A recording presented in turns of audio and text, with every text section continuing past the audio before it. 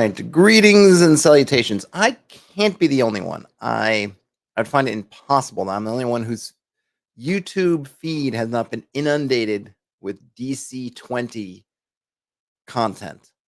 I just saw it popping up. All of a sudden, I felt like I turned my head, turned back, and suddenly there's all kinds of DC20 extravaganza. And I missed the kind of Shadow Dark. It felt like there was a Shadow Dark YouTube influencer frenzy, YouTube tabletop gaming uh, uh, influencer sort of frenzy around Shadow Dark, and I feel like I missed that one for whatever reason. I've gotten caught into this one. I don't really know why, but I did. I haven't looked at it, but I thought, what the heck is it? And I just thought, well, let's look at it. Let's look at it. You're gonna get maybe certainly off the cuff, off the charts look at it. I have no skin in the game. No one has reached out to me. I'm literally just looking at this because I was seeing it so much and feeling a little bit. I do now feel like I feel what people I think felt like with Shadow Dark, which was a little bit of all these people are talking about it all at the same time, telling me how amazing it is. Seems a little sus.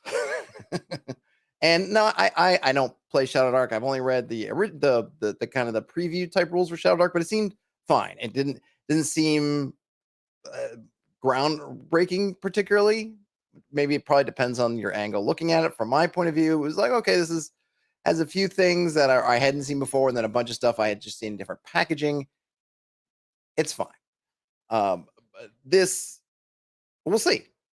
We shall see. But as you can see, this is now I'm just looking at the homepage of the website, which is I think it's part of. Now I'm not familiar with this channel, but I guess they do a lot of content and they do stuff. Let me see if I exit it. Just kind of come up here like this. We're at thedungeoncoach.com, or I guess I'll just post it in the chat. Why am I fiddling with this when I can do this? This will pop up on the chat there. Okay, so it's making big promises right off the bat, right? It's saying a new evolution in tabletop role-playing games. Well, we'll see. Innovative rules, intuitive gameplay, creative characters, and epic stories. So this is a lot. And if some of this gives you pause in terms of wow, they're promising a lot, then it probably should. And of course, it's in Kickstarter. I didn't put a link to the Kickstarter because I didn't look at the Kickstarter page. If you're interested in it, I'm sure there's a link somewhere on this page. You can go to the website and find it. I'm not trying to not go to the Kickstarter. I just didn't have a chance.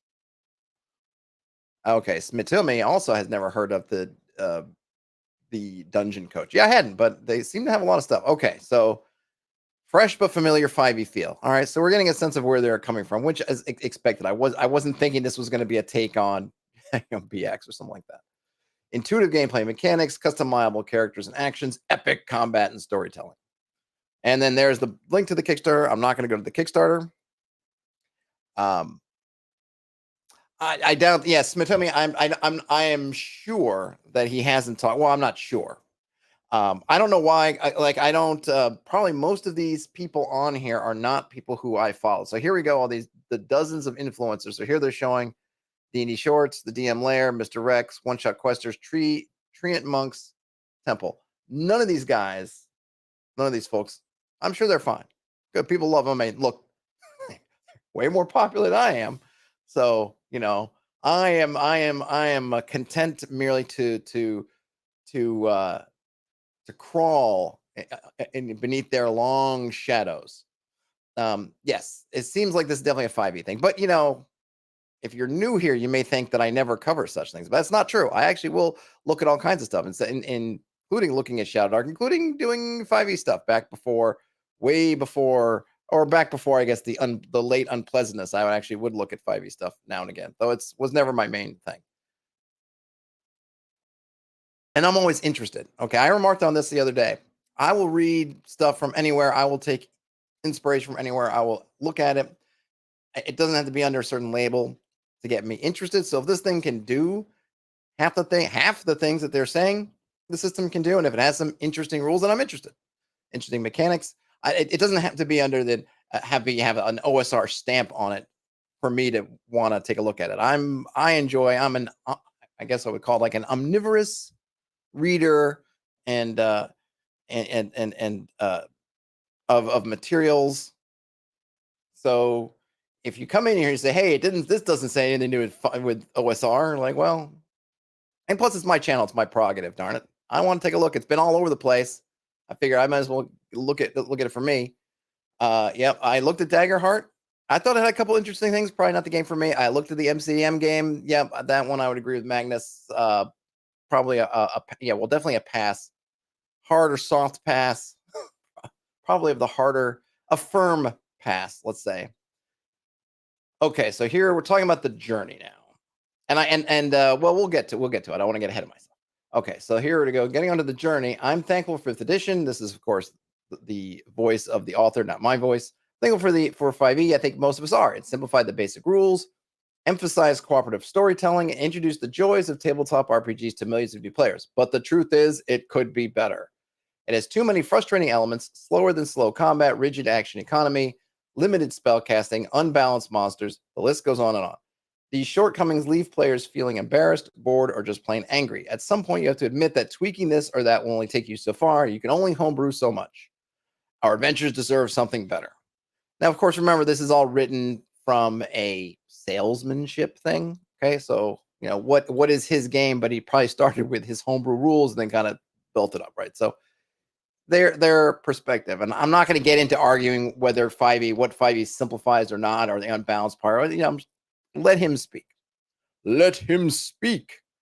Kyle says, being a 5 EGM, they've successfully convinced them to switch to DC20. Interesting. What were your selling points, Kyle? As you as a DC20 convert, what were the selling points that sold them on, or sold you and them, I guess, on DC20?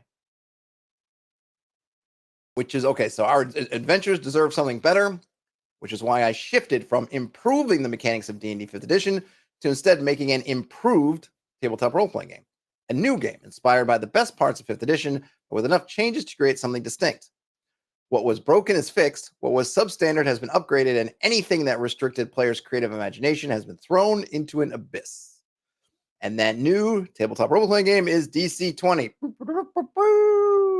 A fresh take that empowers groups to learn quickly, open up their creativity, tell epic stories with their friends like never before.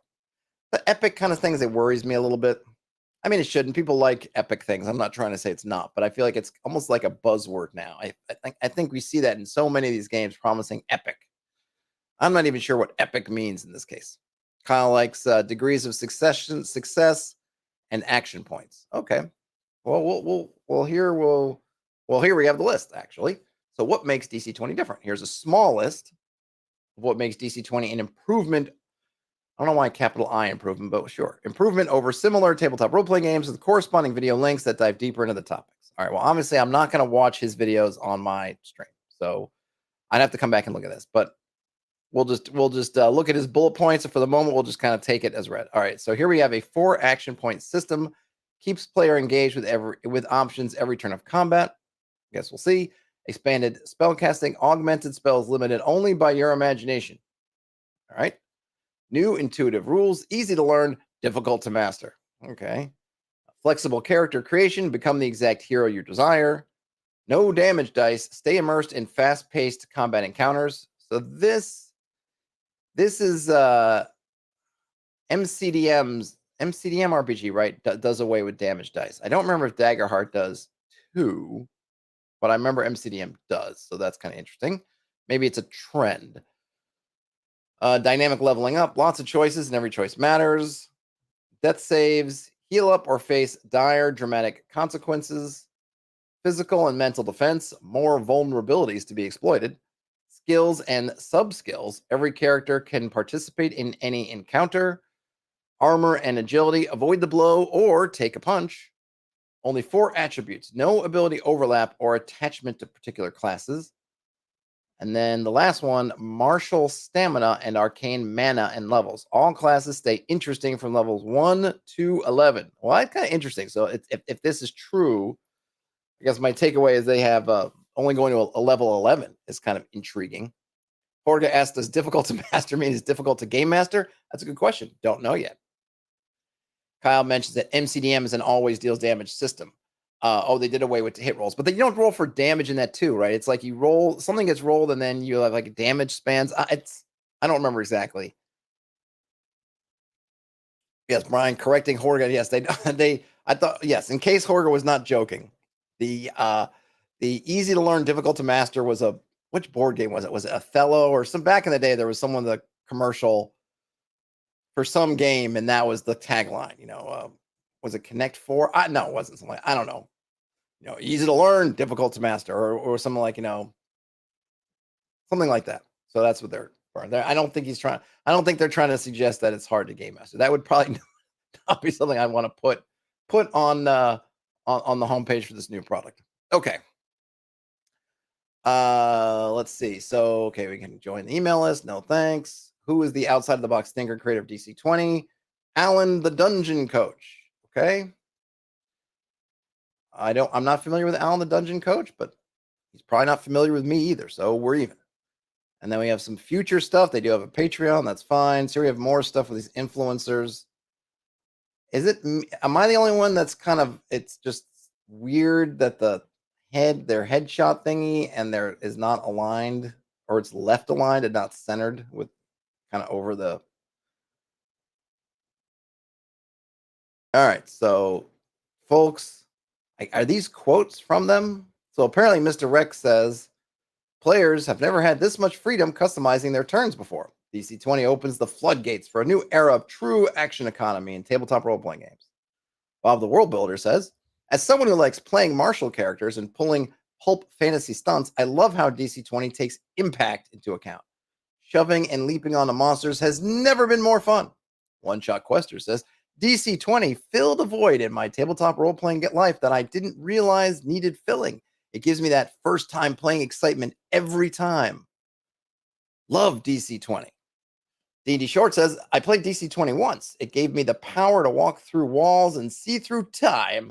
Women weep joyful tears when I walk past. Grizzled men lay palm leaves at my feet. Animals understand my words and do my bidding. Am I a god? No, I merely play DC20. And then finally, Deep 4 Deep Dive said, I love this system. Here are my two favorite things about it.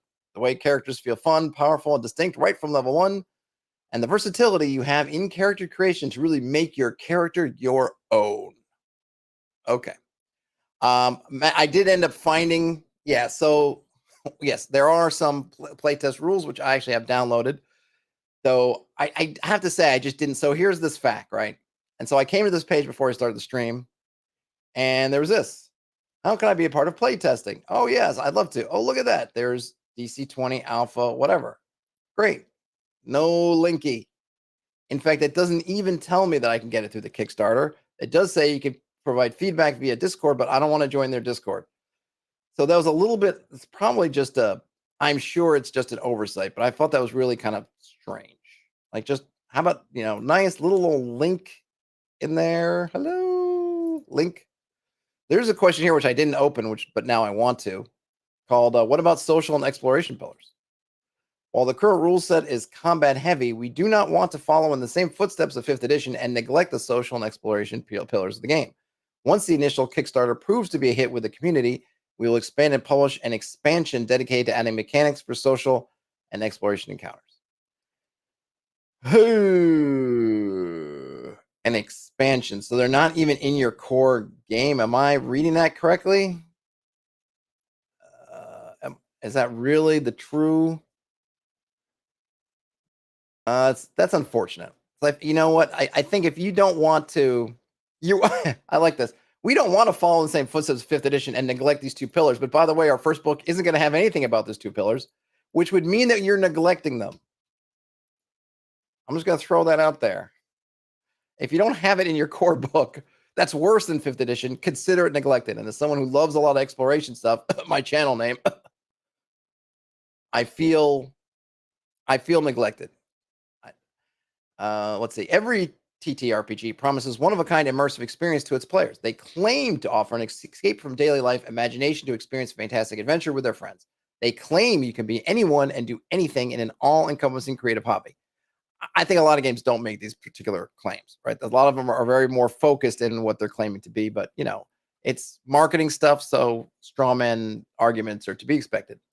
DC20 fulfills those promises better than any other tabletop role-playing game. The rules are intuitive and don't get in the way of epic moments. Player agency is prioritized from top to bottom, allowing greater customization and character creation and creative decision-making throughout gameplay. And best of all, by maintaining simplicity through intuitive rules, it does what 5e did best: make tabletop role-playing games accessible to those we love. It's everything you hoped from 5e, only better. All right, and there's a link to the Kickstarter.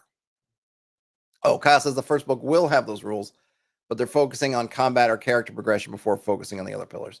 That's fair, but I still feel like it's kind of like, you don't want to be, that's not doing better. I would say that that's not doing better. Whoops.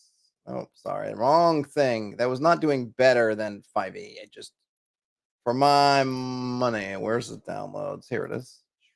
Okay. All right.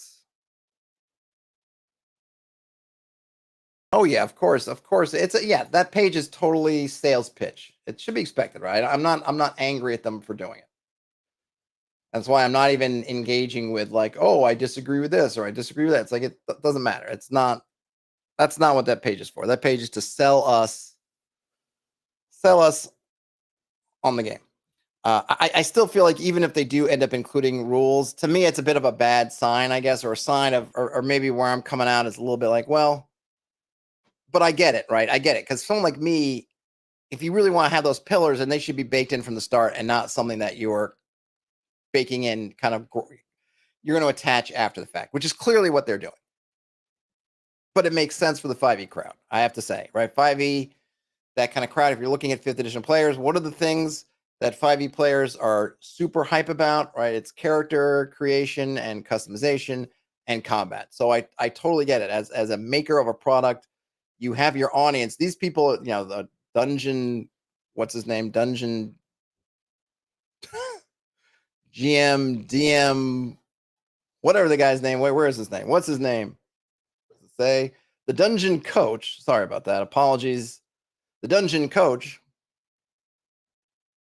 has that audience mind. It's not me. I'm not the core. I'm not the core audience, right? So I don't necessarily expect them pointing at me, but I think at the same time, putting out your marketing materials, like, look, we're gonna 5e ignores this and we're leaping right in, but we don't have those rules for that right now. It's like, well, then you're not really doing better than the 5e. Magnus likes this cover art better than the AI stuff. Yeah, it's not my favorite style, but sure, nothing wrong with it. Brian asks, does it feel like everybody's just publishing their own 5e homebrew rule sets? Yeah, I mean, that whole hey, look, Wizards kind of brought it on themselves in terms of the OGL debacle, made everybody go, oh gosh, and start reacting to that. And we're seeing all those reactions, whether it's Cobalt's Press thing, and of course, then there are these systems like Shadow Dark that have been, I don't know how much they've really peeled people away. I don't know what the numbers are, but certainly it made money, a lot of money from maybe a disaffected 5e crowd, or at least 5e crowd that wants something different, but they're playing 5th edition, and this is probably coming at it. I'm curious if how this will compete with, say, the MCDM book. That's kind of where I feel like this is coming in. Like, are they going to be kind of honing in there, trying to squeeze in between 5th edition and MCDM? Not sure, but we'll see. Yeah, there is a lot. Rune says this is just what a new generation of Heartbreakers looks like. Pretty much. Okay. So we got a lot of stuff in this book. I don't know how much I'm going to get through. I'm going to read, I'm going to try to be selective, because and look, and kudos to them. I'm always super thrilled when people put out really meaty preview documents. This one appears to be pretty meaty. I mean, it's 165 pages, including the ORC notice. So that tells us also it's being published using that ORC license system. So there's that. Also, if that's meaningful, let me zoom in a little bit. I suppose I could put on my glasses, which are here. Magna says they're happy the Wizards did what they did, because now everyone can stop get off of 5e and branch out. Yeah. I don't know that I'm curious if the numbers will last now that we're a year plus now, I guess, removed from that. Oh, my glasses are filthy. Filthy. Okay.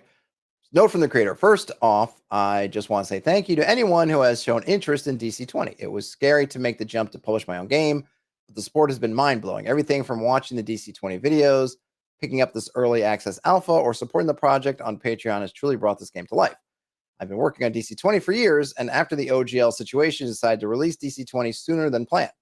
I wanted to make a game system that was simple for new players to pick up, even someone who had never played tabletop role-playing games, but also had the depth for more experienced players. Okay, so yeah, this definitely came from the, or at least he might have been working on it. It might have been a series of homebrew rules and hacks, but the OGL inspired them to kick it into another gear. Okay. Attributes and prime modifiers. So we have 4 attributes. Intelligence, so we have 2 physical and 2 mental. So we have might and agility, and then intelligence and charisma. I'm always bummed out when people don't kind of change intelligence. I don't like it. So intelligence is your reasoning, understanding, and wisdom. And see, my problem with these is always that, one, people aren't good. Okay, and setting aside the voice actors and regular actors who participate in role-playing games, people tend to treat that intelligence score when people actually try to read it as your kind of reasoning. It's so ham-fisted. Like they go like, I gotta be play like a complete moron because I have an 8 intelligence, which is kind of goofy. Or then it's the complaints. If I have an 18 intelligence, then you also get into that. But my character's got 18 intelligence and I don't. So why don't I get the answer? Kind of thing. And so I just prefer just to have it gone, or at least not be defined as reason. Like the character's reason is whatever your reason is, however you want to see it with that character, and just take that part out of it. But a lot of these folks don't seem to either be motivated or just want to take that leap. Unfortunately, in my estimation. And this is what is this? Lemon, pure lemon spindrift for the working man. Magnus, you are trying to get me an R rating for sure. Okay, so might, strength, agility, balance, nimbleness, dexterity. We covered intelligence. Charisma is your charm, presence. Got that. All right, so might. I have an example here. Just, I guess, your modifier. Yeah, okay, I feel like we get all these. I don't think I need to go through them. Let's see. So there's a point buy system here. I might need to change this back to single page just so I can zoom in more. Maybe it doesn't matter too much, but it gets a little bit confusing for me. Okay, point buy. You start with -2 in all your attributes. You then gain 12 attribute points to increase whichever attributes you want up to the attribute limit, which is 3. Let's see. Your DC tip, your prime modifier, see later in this chapter, comes from your highest attribute. So it's a good idea to make sure you get a 3 in at least one attribute. So I guess that the point buy, it's just, I don't think I'm going to roll up a character simply because I don't want to. I feel like it would take me too much time. If I get to the end of this and I'm super intrigued by it and it's just won me over, and I'm like, oh my gosh, I got to do more, then maybe I'll try it. But feel free to point by yourself a character. So it seems like they're at least they're putting up front, because there is a roll method, but they're putting up front anyway that to kind of do point by. And it looks like you can just go from -2 to 3 is the range. So everything starts at -2, and I guess you just spend points. And there are we got 3 attributes, right? So you have 12 points, so you can't, and so it's, I don't do the math, but or get them all. You wouldn't be able to get them all from. Well, you get them all from what? You couldn't 0 to 3 for all of them would be 9, but then you also have -6, so that would be 9, and then 6. So you need 15 points to get everything to -3. Am I reading that right? Kyle says standard array is the default. Did I miss standing array? Oh, I did miss. Okay, so thanks, Kyle. I totally missed that. The bottom of the first page, yes, standard array is actually the first thing. Sorry. So your options are standard array, which you get 3, 1, 0, and -2. And then you can and then you get 2 additional points, or you can do the point buy. Okay, thanks. Or the roll method. And it would take 20 points to get everything +3. All right. So yeah, you're gonna have to make some choices, which is fine. All right, so what is the prime modifier? The prime modifier allows you to create the kind of character you truly want to play without negatively impacting their combat prowess. Since your prime modifier will be used to swing weapons and cast spells, this allows you to choose which attribute you want to be the highest without feeling forced into picking a specific one. An intelligent or charismatic barbarian may not have as much health or be able to grapple or lift as much as a might barbarian, but their ability to wield a weapon is the same. It's up to you whether or not you want to roleplay the source of which attribute your prime modifier comes from in combat or not. You could describe your intelligent barbarian as being a tactical mastermind on the battlefield, or your charismatic barbarian as a fiery, confident leader, or you can be a mindless rage monster in combat if you want to just smash things. This is an opportunity to create the PC one. All right, so this is interesting. So I will say this is interesting. So basically, you pick your prime modifier, and you're going to want that to be your highest one. So presumably, if you're using the standard array, you will get one attribute at least that's at 3. If you're using the point buy, you don't have to, but there will be no reason to not to have something set to 3. Of course, if you're rolling, there might be, but there's something here called prime modifier insurance for your roll method. So I'm thinking it's going to be pretty hard to end up with something not that, at least not 1 3. I imagine that's kind of what they're trying to do, is get you to have something that's a 3, and that becomes your prime modifier, and you can pick whatever it is. Now, I like it, or at least I kind of like it. But I feel like we're already starting to see, because of the way their focus being on combat and stuff. Right? Because it's not like to do.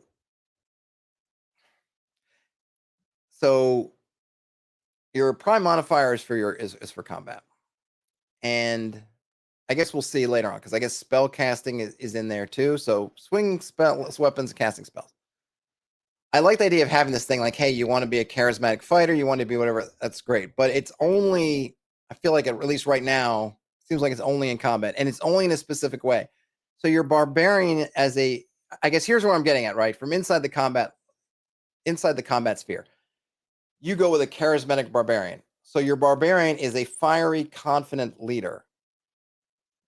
But that's not reflected in what they're doing, because they're not being a fiery, confident leader. They're swinging their sword really hard, because now you can really, I could come up with versions of that charismatic barbarian that do relate to swinging the sword, being charismatic. Maybe they are able to the opponents are caught off guard, or just kind of a little bit mesmerized by their presence, right? They have such a presence that it puts a little pause. It slows down their opponents by just enough to get them opening. Like, I get it. I'm not averse to it. But until I see something that says, like, well, you can take this charisma that you have and use it to actually do charisma things, is it really going to, is the impact kind of where it would be? Or are we just going to say that, like, I'm hacking and slashing my stuff as a barbarian doesn't really match up with being I don't know, do you hear what I'm saying? Like, I wonder if, great, you can pick your 3 and you're always going to have this great combat thing, but it's still just swinging your sword or casting a spell. It's not maybe a really different kind of barbarian. It's just where you're getting that attribute from. Magnus says they're leading from the front. Sure. No, look, I mean, yes, they're leading from the front, but how does that, being that fiery, confident leader, actually impact the people you're leading? Like, if you had hirelings in this game, and I don't know if you do or not, right? If there were, how does it helping your teammates? It's not. It's you hacking and slashing, which has nothing to do with being a fiery, confident leader. That's you being a really good swordsman. And you could turn charisma into swordsmanship or whatever, but I would like more like, oh, I'm a fiery so how does that charisma thing, how's that primarily help me be a confident leader? By hacking and slashing stuff. Like, okay, but it doesn't. Kyle says the charisma is linked to grit points, which used to use your force personality to inspire others. Okay, well, it's good that charisma is getting there. 2, 4, 5 tracks. This is lowering the morale of your opponents. I mean, I guess by hitting them, you are. Well, we'll see what else there has there, because Kyle is suggesting that charisma's got some other stuff. So if you're the charismatic barbarian, you not only get to be potentially a fiery, confident leader with just your charisma stuff, but then also be deadly in combat. And that part I do like. I do like the fact that you don't necessarily have to choose. Well, I'll say I kind of like it. I do like it, but then I guess I'm mixed. That's like going back and forth. I'm mixed. Theoretically, there's some things I like about it. And I have this idea that you're no character left behind. You're always going to be able to do whatever. But at the same time, I think that part of playing the games, and maybe this is just my OSRishness coming out, is that, hey, you've got a guy with 8 strength. So how do you work around the fact that you've got 8 strength? It seems like with this game, it's like it doesn't really matter it doesn't matter so much because I can just turn my other thing into this. And on the one hand, that's great. On the other hand, I kind of feel like, well, why not make it be something a little bit else, right? Everyone's going to have the same kind of, I guess everyone's going to have a prime modifier of 3, presumably. You're just going to get it from different places, which is nice, but hopefully, I'm assuming because of the way this game's laid out that there's going to be a bunch of customization stuff, but it feels a little bit like, okay, everyone's just going to have that same thing essentially.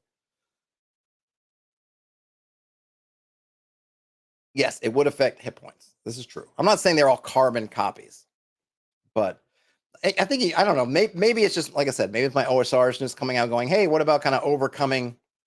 Because part of the thing in the OSR, sort of having your character and kind of they're imperfect, and then you overcome them, right?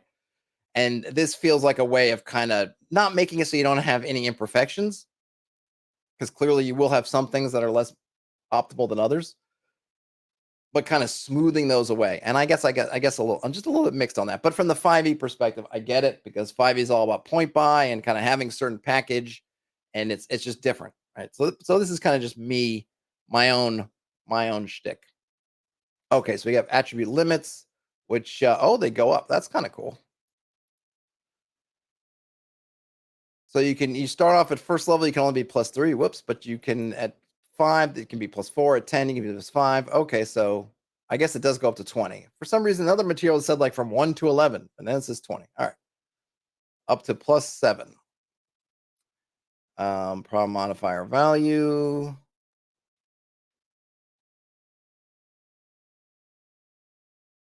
Let's see. Okay, we got some notes there. I'm not super. Whoops. Oh yeah, I gotta scroll. Let me. All right, skills, trades, and languages. Ugh. Skills are representative of a creature's ability to perform certain activities. If 2 creatures are wrestling each other, they can use athletic skill to compete against each other. Every skill is tied to an attribute. Each skill represents an aspect of an attribute, such as athletics being an aspect of a creature's might, or acrobatics with its agility. The awareness skill uses your prime attribute, which is your highest attribute, right? We got that. And some of these are probably going to push credulity a little bit. Like if you're charismatic, how does your charisma help you be more help you have better awareness? Like some of those are going to be a bit of a reach, and maybe that one is the biggest reach of them all. I suppose you could say, why does my might make me have better awareness? But then maybe say you just physically you have better eyes. Your eyes are so good, so strong. I'm not sure. But it is what it is. I'm not I'm not in love with the with kind of the awareness type deal. So, but these are kind of like there's not as many of them. They seem to have toned them down. So you've got athletics and intimidation under might, acrobatics, trickery, and stealth under agility, animal, insight, and influence under charisma. Let's see, survival, medicine, investigation, then a whole bunch of knowledge stuff under intelligence, and then awareness is prime. I kind of would like, the funny thing is I would sort of like that at least for some of these could be prime. I don't know about awareness being it, but I think it's one of those, maybe awareness is kind of a danger sensey sort of thing. I'm still not sure how that relates to all, whichever, just any old attribute will do. But one of the things I liked in fifth edition was kind of what is it? Is it not a variant? It's a I guess optional rule with the skills is that you could have skills default to different attributes if you had a reason to, so that you could have intimidation as a factor of might, or intimidation as a factor of charisma if it makes sense, or you could have stealth as under agility, which is now, or maybe under wisdom if it was more about being really thoughtful and understanding, having a kind of a great sense of where you are in the environment, which is not just about your physical agility, but just more about understanding, having that good intuition over what's in light, what's in shadow, blah, blah, blah. Kyle says that awareness is tied to the prime modifier. So while it could be based on charisma, prime modifier is more akin to your skills and adventure. Yes, but that is tied to your prime. Like they make the point of, and I would agree with you, Kyle, except they do say that, like, for the combat part, it's like, hey, you're charismatic, so that it features why, you know, how your combat skills work is tied to your prime. So you could, you know, whatever. Like, it's fine. It's fine. But it's just one of those things that strikes me as a little bit. I mean, I would just rather just tie it to your level then, really. But it's fine. Oh, and Kyle says putting awareness into prime was essentially to make it so that players didn't max wisdom. Okay. Kyle, you are the resident expert today. So go nowhere until I'm finished so that you can continue to show me the error of my ways as I'm reading through this. Because just in case you're joining us, I don't pre-read these. I'm reading them first time. So I'm going to misunderstand things. I'm not going to get things. And I certainly have not been following this project at any step before just now. So anything, reasoning, context, I lack them all, which makes me just like you. Oh, well, theoretically, unless you were like Kyle, you know, involved or knowledgeable in everything that has come before now. So we have varying rules. Prime modifier equals attribute limit. I kind of like that.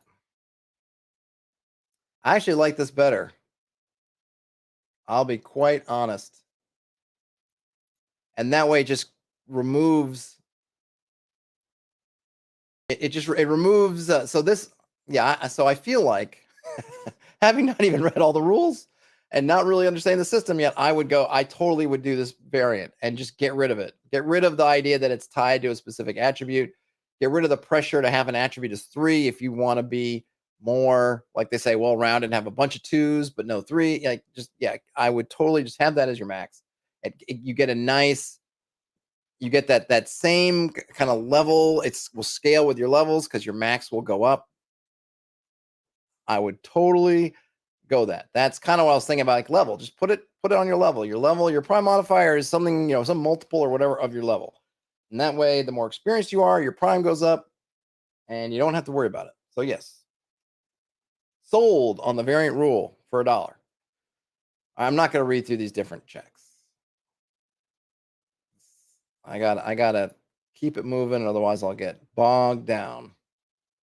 We do have a survival skill, tracking, foraging, hunting, and navigation all wrapped up into there. That's all right, I suppose. We got prime, we have awareness. Now we have trades. Trades are representative of a creature's ability to perform with certain tools and professions. If someone wanted to craft an item, blacksmithing, build a wall, masonry, pick a lock, tinkering, or participate in a wide variety of other trades, these would represent how good they are at that trade. All right.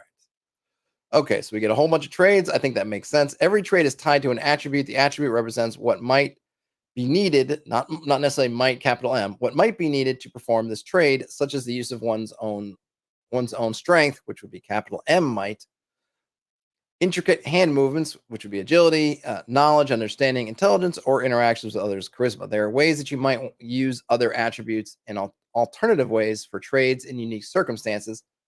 A theater performer might use charisma to capture the hearts of their audience with an emotional performance, agility to perform a fast-paced dance. Might throw a theater partner into the air, or intelligence to remember the lines of a detailed monologue. All right, so you have some flexibility there. I'm kind of wondering. This is where I kind of, my own personal take with these kind of skill systems. Again, nothing wrong with this, is just take away the attribute part and just have ranks in those particular trades directly. Well, that's just me. All right, so we have languages. We have divine languages, celestial, and fiend. Not fiendish, sure. There's deep speech. We have some mortal languages, common, and then for the different species, humanoids, dwarvish, elvish, gnomish, halfling, exotic languages, giant, draconic, orcish, fey, and elemental. Fey, interestingly, and elvish, not the same. Brian asks if they're swimming in a non-viscous liquid, do they get an auto success? Why not?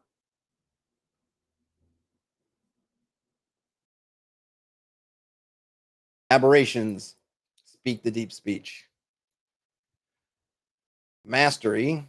Mastery represents your level of competency within different categories. When you have mastery with something, such as a skill, trait, or language, you gain certain bonuses to actions that use that mastery. Conversely, when you lack mastery with something, you may suffer certain penalties, such as adding no bonuses to those rolls.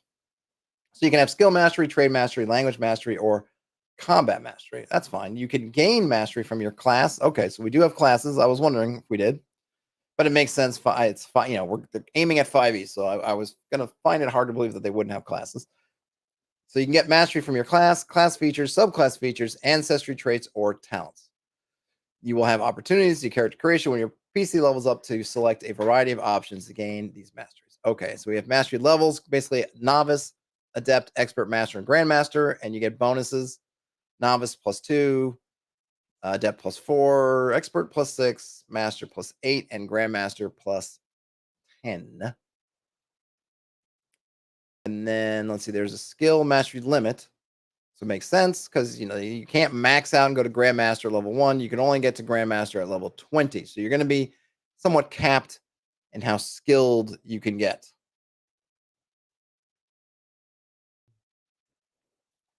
Brian Smith, is there a produce helium spell in your game that I don't know about?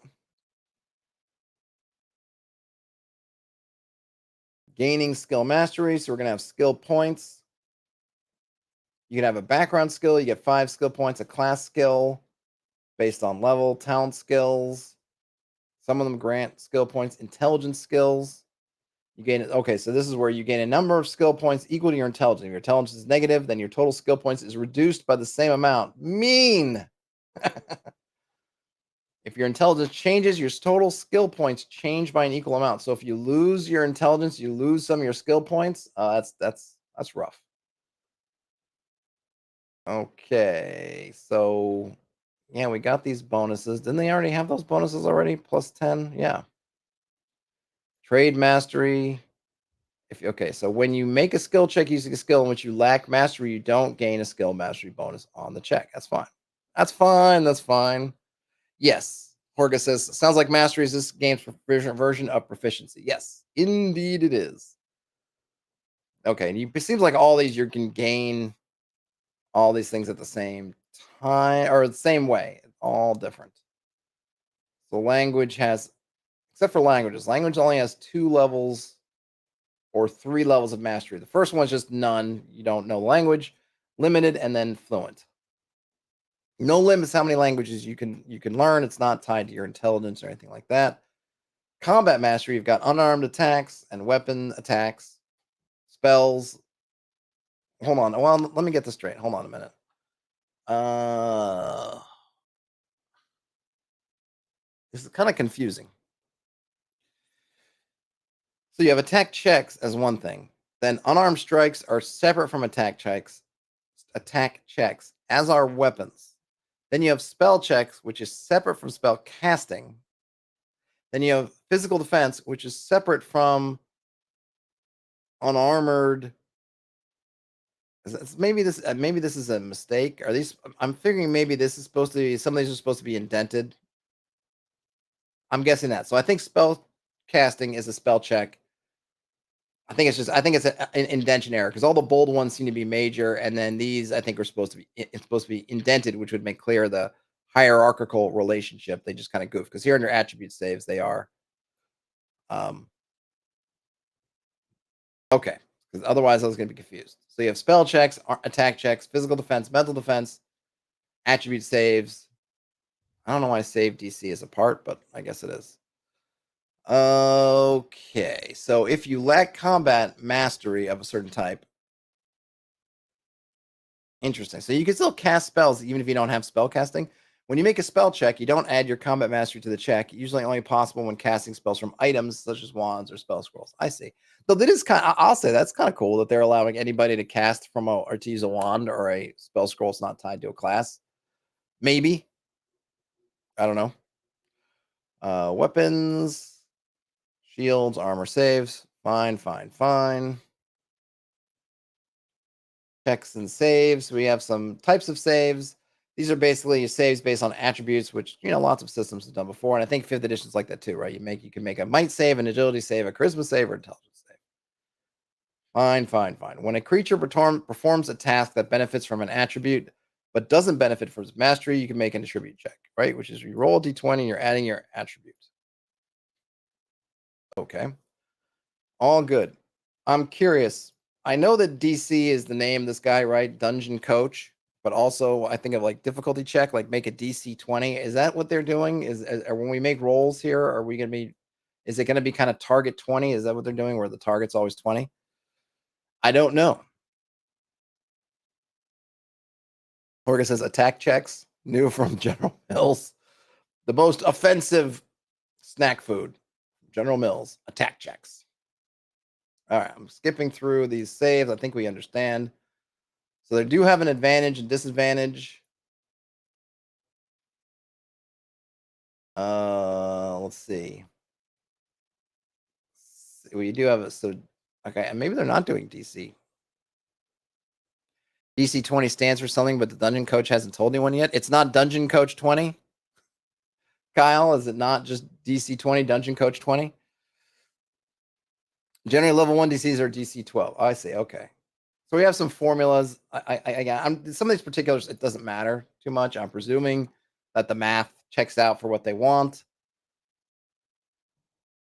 So we got advantage, disadvantage. Combining, let's see, if a creature has both advantage and disadvantage at the same time, each instance canceled out. If they all cancel out, you just make your D20 roll.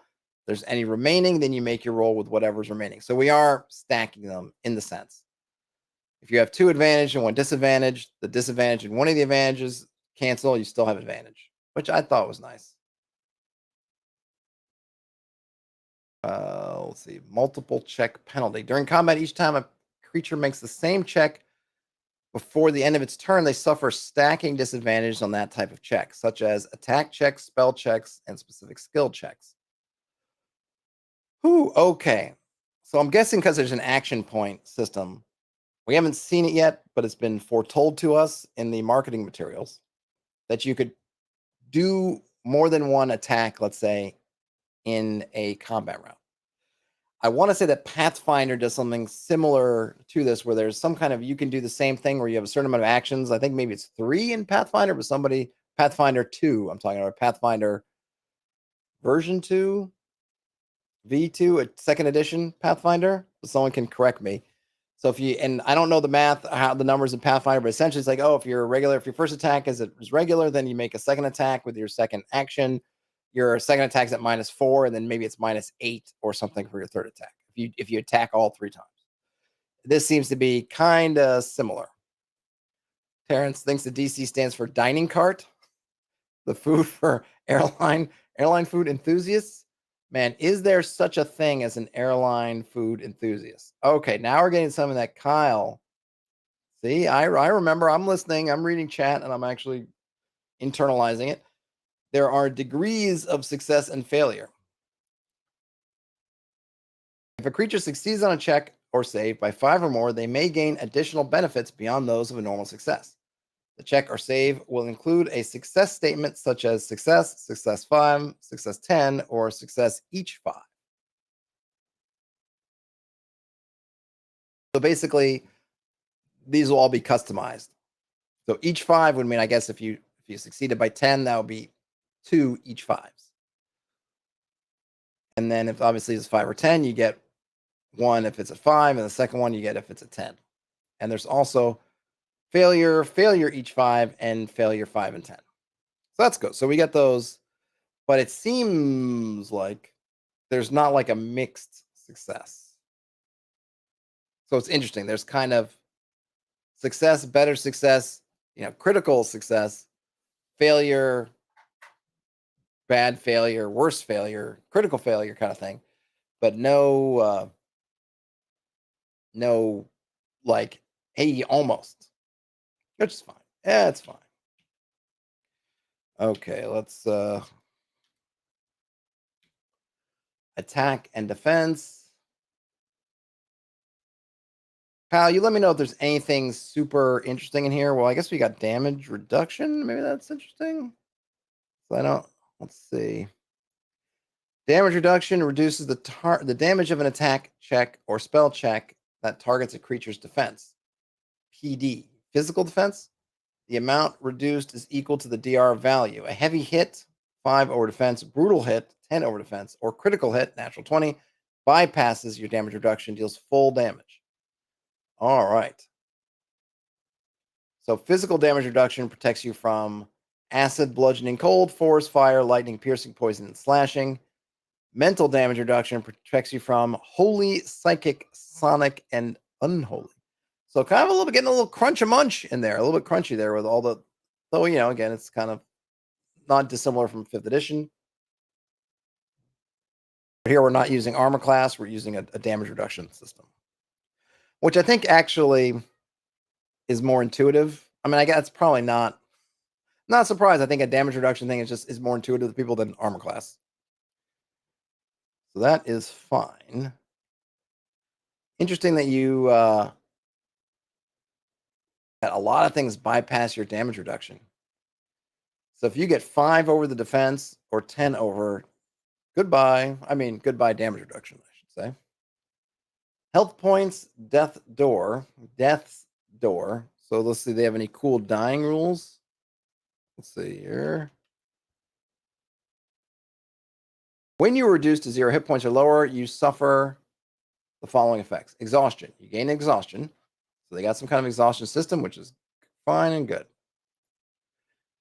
You can't spend more than 1 action point until the end of your next turn until you're restored to 1 hit point or higher. You can't concentrate, and you have to make death saves. So it seems like you're not, okay, I was going to say you're not unconscious, but, and now they have something called true damage.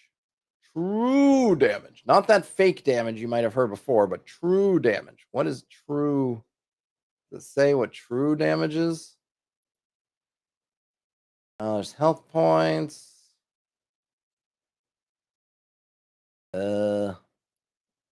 Might have missed where it said what the heck true damage is. Critical failure. Okay, so if you fail your death save, you take 1 true damage. Kyle, if you're here and you know what true damage is, let me know. If you take critical failure, you fall unconscious. And then on a critical success, you get your 1 hit point.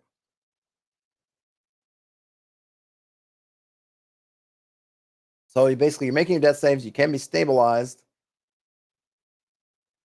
When combat ends, any creature on death's door must immediately make a death save. They repeat this death save every 12 seconds. Holy moly! I imagine their combat rounds are 12 seconds. I can't imagine otherwise. Let's see. So wait a minute. When they die. So what is true damage? True damage. Okay. So Kyle says true damage is essentially damage that cannot be avoided, like fall damage or magic missile. Okay. I see. 245 Trioxin says after having been into lighter systems recently, this feels like a lot. It's a bit of a lot, but you know, it's, remember, this is really competing with the 5e crowd, which this probably doesn't feel like too much. In fact, in some cases, it feels like it might even be a little bit slimmed down. In other ways, I feel like it's added a little bit. So maybe they're redistribution of crunch. Maybe what I would call it at this point. How much true damage can you take? Maybe it's -3. Is it equal to your? Doesn't say, but I'm guessing maybe it's equal to your prime. Would be right. Ian, you've played this? What was your experience, Ian? Please share. You know, within the confines of what fits in the chat. True damage to target hit points. Okay, but how many? But if you're at Kyle, if you're at 0 and you're taking negative true damage, how much true damage can you take before you're actually dead? Okay, it's the prime, negative prime. Okay, that's what I thought. That's what I thought. Ian says too many actions. Okay, hit and miss. So we got these. We kind of saw that already. So miss equals a hit. 5 or greater is a heavy hit. Oh, also does base damage +1, base damage +2, and then it bypasses damage reduction on top of that. Nasty. Okay. Fine. We get all kinds of damage. That's fine. Damage reduction. That's fine. Let's see. Damage modifiers, resistance, vulnerability. I think we understand those. If you know 5th edition resistances, vulnerabilities, I'm sure it works about the same, more or less. Bonus damage against multiple targets. If you add bonus damage to an attack that targets multiple targets. Oh, okay. So you only get to pick one. That's like some of this nitty gritty stuff. I don't care that much. I'm trying to get to the big ticket items. So action points. So this is where we say, okay, so you have action points which you can spend in combat. You can spend action points on actions, reactions, or features such as maneuvers, cantrip enhancements, class features, and ancestor features. You get 4 max. At the start of combat, each creature gains a number of action points equal to its AP maximum. Once an action point is spent, it can't be used again until it's regained. You regain your action points when your turn ends. So basically, on your turn, you have 4 to spend. You don't get to save them for later. You use them or you lose them. Ian says they played once, played a cleric, made the character while playing without any pre-reading. All right, but was it a good experience, Ian? Did you enjoy it? Was it fun? Kyle says, it is neat that different damage types target different defenses. So if you have the ability to change damage types, you can target the weaker defense. I can see that.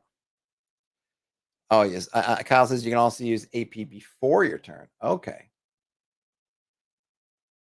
Oh, I guess, yeah. So I guess you gain them at the start of your combat, and then you gain them when your turn ends. So I guess that would make sense that you could. And then I guess you can use them outside of combat.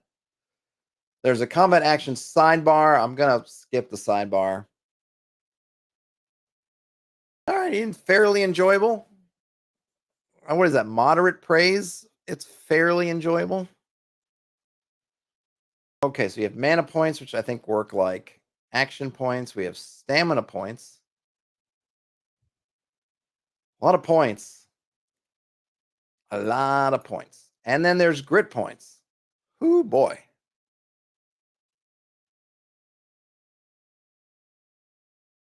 Okay, so Ian says your AP fills, action points that is, refills at the end of your turn. So you have full action points to spend on reactions and whatnot.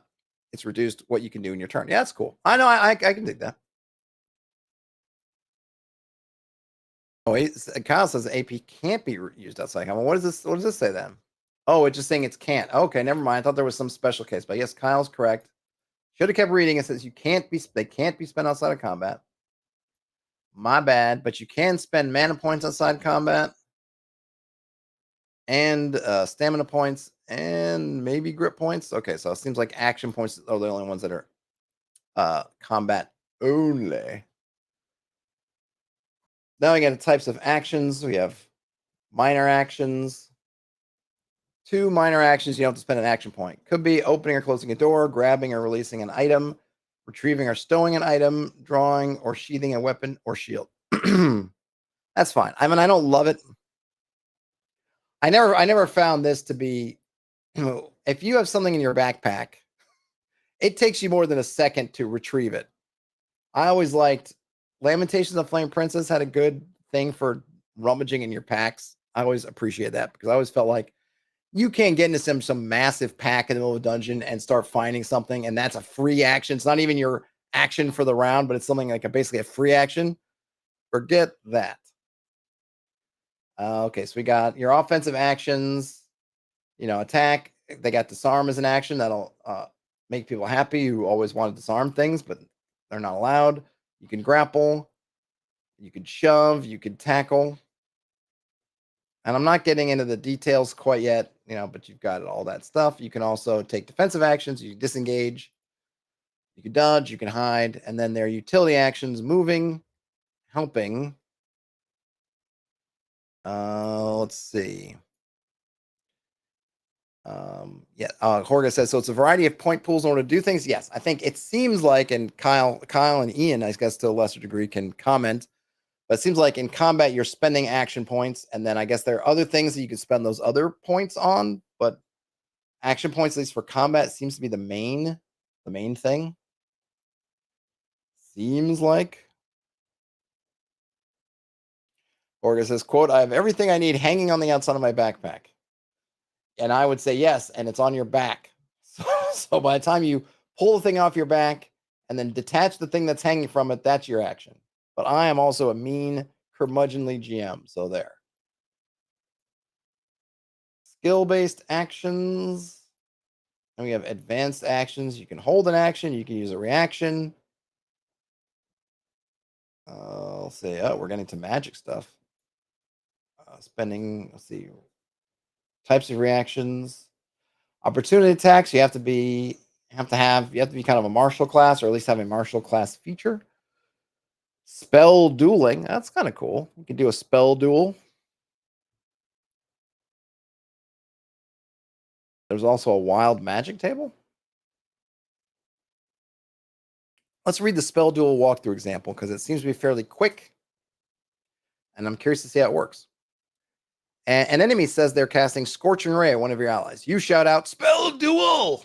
You choose your Cone of Cold spell and are in range of an area between the enemy and your ally. You describe ice blasting out of your hands to try and intercept the fiery projectiles. You then spend 2 action points and choose to spend 3 mana points for the spell duel. The enemy caster makes their spell check in the same way that they would if you had done nothing. You also make your spell check, and then both you and the enemy caster get a bonus to your roll equal to the magic points spent. You compare results together and see what happens as your magics collide mid-air. Kyle says the spell duel is basically counterspell, but doesn't require a specific known spell. That's cool. I mean, I like the idea, at least, that they're kind of hinting at here. So I imagine it maybe doesn't matter that much, but the idea that you have you're kind of picking a contextually matched spell, right? So they're catching Scorching Ray, you do Cone of Cold. Or maybe you do some other kind of windy thing. You're doing something that in the context would make sense that you're trying to block. So maybe I had some other kind of spell, like a wind spell, like a blast of wind, and which would, push the projectiles to the side, or Cone of Cold, which would be, turning the fire, snuffing out the flames or cooling them off or whatever. It's kind of neat. Oh, Kyle says the spell casting is likely to see big changes. There's a spell overhaul coming within the next couple of beta updates. All right, good to know. So I won't get too deep in there. Well, I don't have time to get too deep on these anyway. But okay, maneuvers. I think the one thing that people are either going to love or maybe not love is a lot of the point spending. Spend a point, do this. Spend a point, do that. Spend 2 points, 3 points. I'm curious how that will land with folks. Because it seems to me that's something that people don't love. Though I don't know, maybe it's swinging around again. Because I feel like people for the longest time were so anti kind of any sort of accounting, doing any kind of accounting. And it's one thing in kind of say 5e, you got your hit points, and then you have your spell slots. And then, if you're a fighter or you're whatever, something that class like that, or a monk, maybe you've got some kind of key points or something else, but there's only a couple of those. This one having 3, 4, 5 pools, whatever it is, of points that you're counting, maybe more than your average D&D player is used to, or 5th edition D&D player is used to keeping track of. But you certainly get to be very, picky. And I do appreciate the fact that by having a point spend kind of situation there, avoiding a lot of the funkiness you have with like reactions, and like if you have the action point, you can react. You lose that action point, you don't get it back, but you can react. There's no like, oh, but this or that. Oh, I cast a spell, so I can't do this other thing, or I did this, so I can't do that. It's like, no, you got a point spend. And I think that's a good smoothing, a way of kind of smoothing out some of the, I don't know, system mastery kind of intricacies that you see discussed about 5e all the time, like the way different abilities will interact with each other. I kind of think that, at least ideally in my mind, this point system would sort of smooth those out, though I don't know for sure. Rune says, I'd rather have faster characters, more action, and slower ones have less, or something like that.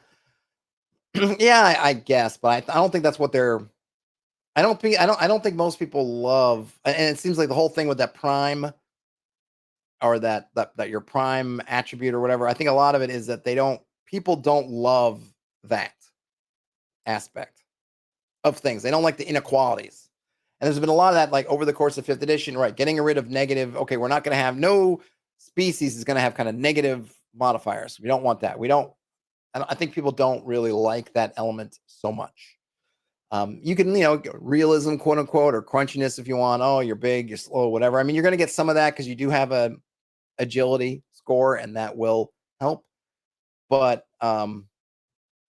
I don't know if I'd want the number of actions to get. Maybe it would certainly affect your efficacy of some actions if they depend on an agility score and you're slow, so you don't have much agility.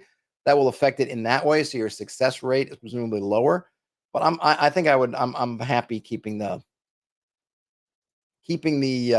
actions themselves probably equivalent or the same. So we have weapon maneuvers. So you have, it looks like these are for different weapons. So axes, bows, crossbows, chained. So there's a maneuver here. So when you okay, so what are these weapon maneuvers? When you make a weapon attack, you can spend additional action points to perform a weapon maneuver as part of the attack. You can only perform a weapon maneuver while you are making an attack with a weapon of that weapon style, and you must choose to do so before you make an attack check. If the maneuver forces the target to make a save, it does so against your attack check. Okay. Whew. Horga says everything needs to be reduced to a neutral pablum. I mean, I think it's part of the kind of superheroic deal, right? Where people just don't want to, I don't hate it. Like I like, part of what I like in a lot of the OSR games is that attribute scores are very diminished in what they do. So that's kind of where I come from. So if you're, it's not much different. If you're playing BX or OD&D or something like that, depending on the GM, obviously, if you're not using a lot of roll under attribute stuff, your attribute scores don't have a big impact. It's much more about your class progression. That's what I like. Or your class progression, which is directly tied to how well you're playing the game, how survivable you are, how successful you are, is the one that really overall impacts the most, and attributes have a very limited say in that. And I like that. So I'm not against some of that stuff being removed.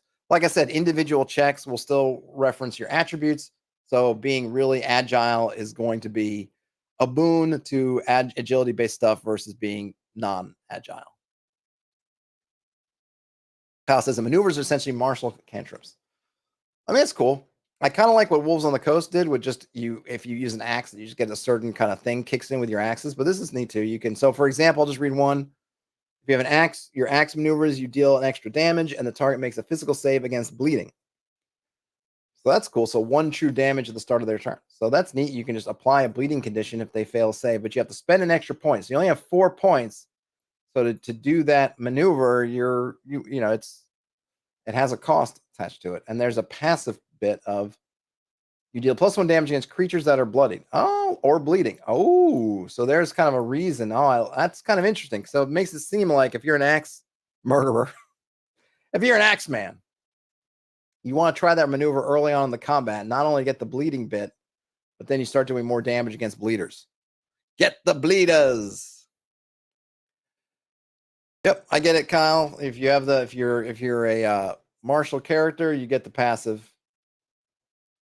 And it would be cool, and I imagine it would work, that if you have multiple different things could put that bleeding condition on creatures, then you get to activate that passive. Kind of feels a little bit 4th edition-y to me, which I liked about it. Part of that, the combat in 4th edition I liked, is trying to find those synergies with, oh, look, you can do this thing to that person, and oh, if that person has this thing on it, then suddenly this other thing becomes viable. Okay, so we have techniques. What is techniques? Martial classes learn new techniques at certain levels from the techniques known column. Whew. All right, what the heck's a technique? So this is stuff like kind of your, what do they call them? Your deeds, heroic deeds kind of thing. So you do a heroic bash, a heroic leap, a heroic parry, a heroic taunt, a slip away, a sunder armor. And see, these techniques, here's where we're starting to use 2 of the pools together. So sunder armor, for example, you're spending an action point and a, what was SP? Stamina point? Is that right? And Kyle says the techniques are basically martial spells. That's cool. And so you spend an action point and a stamina point to make an attack check against a creature, and you deal additional damage equal to the target's passive or physical DR value. This damage ignores. All right, so I guess what it means is, well, you deal additional damage equal to your target's physical defense PDR, physical damage reduction value. This damage ignores the targets. That's interesting. So you're not breaking their armor permanently, but you're basically not only bypassing it, but you're going, feels like you're going kind of crazy town in there. because you're not only you're doing damage equal to their physical damage reduction value, which seems kind of weird to me, because so if I'm wearing heavy armor, something that has a heavy PDR value, and you do this attack, your damage is increased by the fact that I'm wearing heavy armor, and it ignores my heavy armor. Oof. And then let's see, you have some enhancements. You can try to shred the armor, or you can try to break the armor, which is actually reducing the actual damage reduction.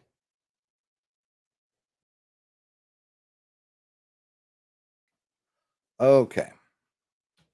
So neat stuff. Whoops.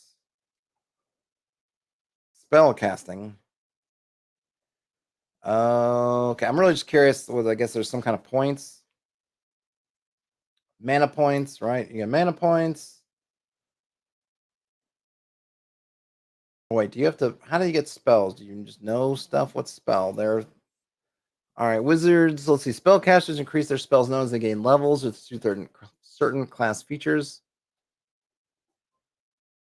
Okay, there's spells. All right, so it's basically spells.